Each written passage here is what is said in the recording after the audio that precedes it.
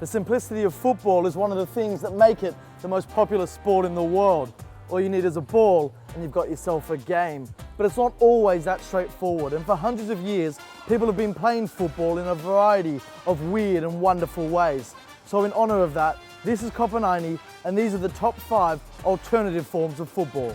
At 5, it's Shrovetide football, a medieval variant from Ashbourne in Derbyshire, where it has been played since at least the 1660s. Also known as Hugball, this game comprises an entire village, with the two teams composed of upwards from those born north of the river, and downwards who are born to the south. Some think that the game originated when a severed head was tossed into the crowd after an execution.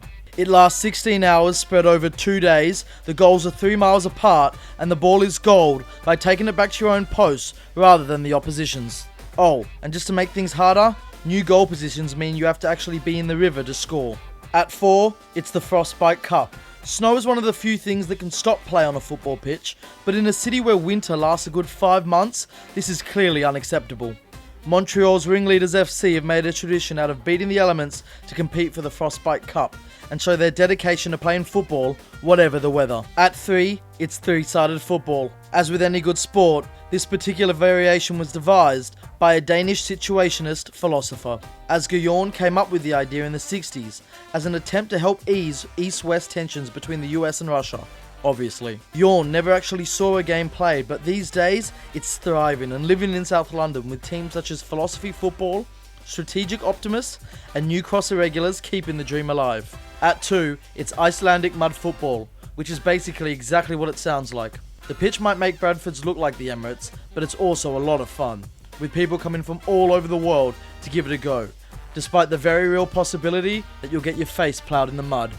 And at number 1, it's the incredibly violent, historic Calcio Storico from Florence, Italy. Dating back to the 1500s, the aim of the game is, like any good game of football, to score. The main difference with Calcio Storico is that you can do that in pretty much any way you like. Most players are focused on pinning, incapacitating, or just plain hurting their opponents in order to take them out of the game. It's more brutal than you could ever imagine, but is, in its own way, incredibly beautiful, and has a significance in the lives of the Florentines who play it every bit as strong as the football we know and love. So there you have it, the 5 weirdest forms of football. Or does it get any stranger? If so, tell us about it in the comment section. Make sure you like the video, and as always, subscribe to Copa 90. Oh, what? Don't delete that.